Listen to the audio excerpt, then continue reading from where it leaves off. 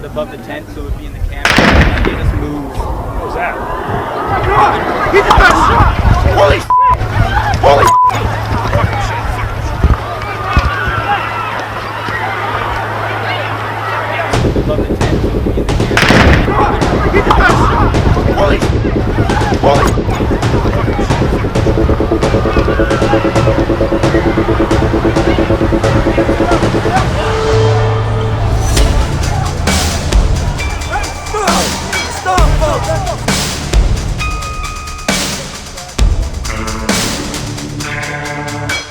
Above the tent so it would be in the camera. And they just moved. What was that? Oh my God! He just got shot! Holy shit! Holy shit!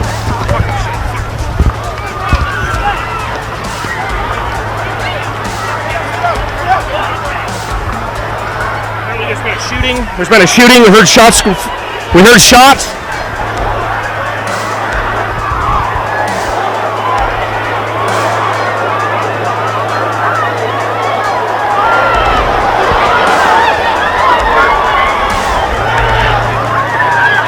You guys okay? It's 5. Okay, now 5 is a lot, right? I'm gonna give you some credit. Do you know how many mass shooters there have been in America over the last 10 years? Counting or not counting gang violence? Great. Get down! What the fuck? No!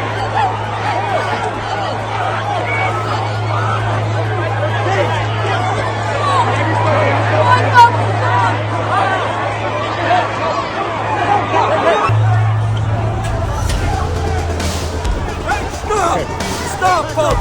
Stop!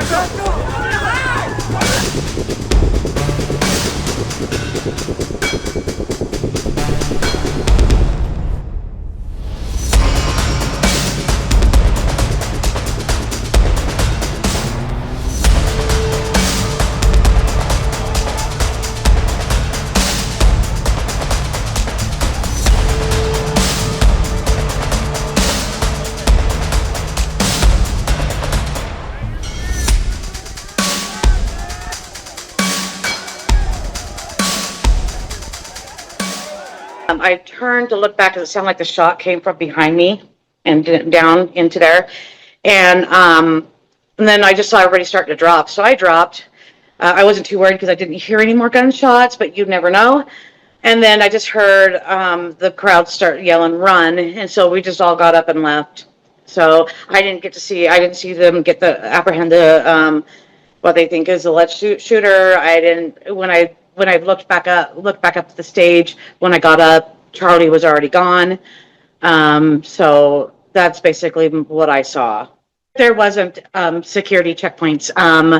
When I saw that they were coming, I went onto the site, got my ticket, and so I had it on my phone ready to show. And when I showed up, there was nobody looking at tickets. So there was no like any type of security. They weren't checking bags. They weren't putting you through metal detectors.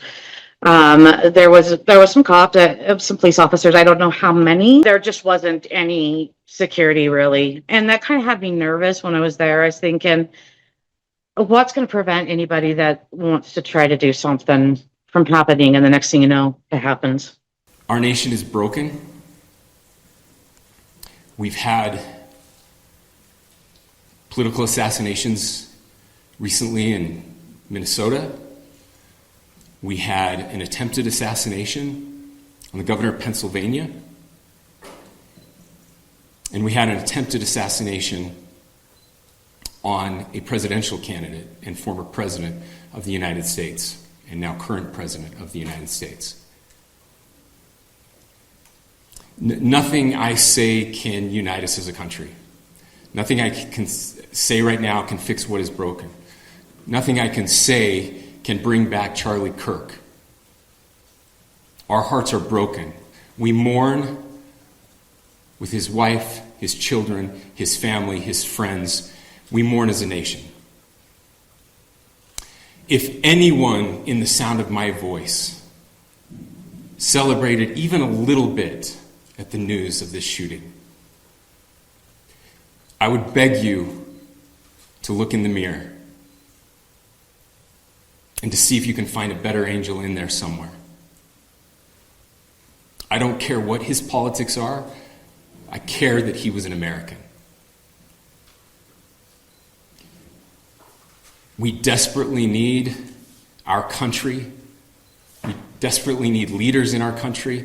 But more than the leaders, we just need every single person in this country to think about where we are and where we want to be.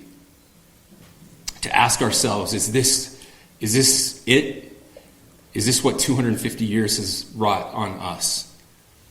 I pray that that's not the case. I pray that those who hated what Charlie Kirk stood for will put down their social media and their pens and pray for his family, and that all of us will try to find a way to stop hating our fellow Americans. To my great fellow Americans, I am filled with grief and anger at the heinous assassination of Charlie Kirk on a college campus in Utah. Charlie inspired millions, and tonight, all who knew him and loved him are united in shock and horror. Charlie was a patriot who devoted his life to the cause of open debate and the country that he loved so much, the United States of America. He fought for liberty, democracy, justice, and the American people.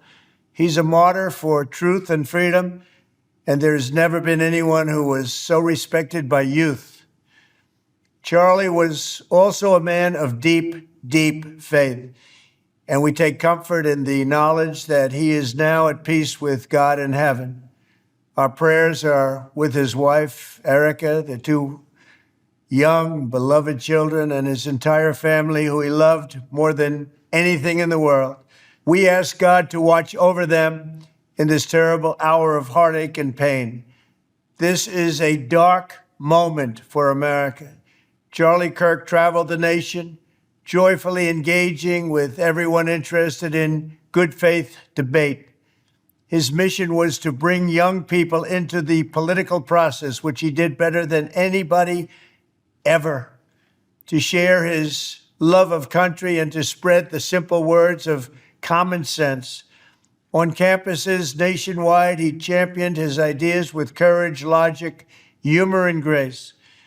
It's a long past time for all Americans and the media to confront the fact that violence and murder are the tragic consequence of demonizing those with whom you disagree day after day, year after year, in the most hateful and despicable way possible. For years, those on the radical left have compared wonderful Americans like Charlie to Nazis and the world's worst mass murderers and criminals. This kind of rhetoric is directly responsible for the terrorism that we're seeing in our country today, and it must stop right now. My administration will find each and every one of those who contributed to this atrocity and to other political violence, including the organizations that fund it and support it, as well as those who go after our judges, law enforcement officials, and everyone else who brings order to our country. From the attack on my life in Butler, Pennsylvania last year, which killed a husband and father, to the attacks on ICE agents, to the vicious murder of a healthcare executive in the streets of New York, to the shooting of House Majority Leader Steve Scalise and 3 others, radical left political violence has hurt too many innocent people and taken too many lives. Tonight, I ask all Americans to commit themselves to the American values for which Charlie Kirk lived and died, the values of free speech, citizenship, the rule of law, and the patriotic devotion and love of God. Charlie was the best of America, and the monster who attacked him was attacking our whole country. An assassin tried to silence him with a bullet, but he failed, because together we will ensure that his voice, his message, and his legacy will live on for countless generations to come. Today, because of this heinous act, Charlie's voice has become bigger and grander than ever before. and it's not even close. May God bless his memory. May God watch over his family. And may God bless the United States of America. Thank you.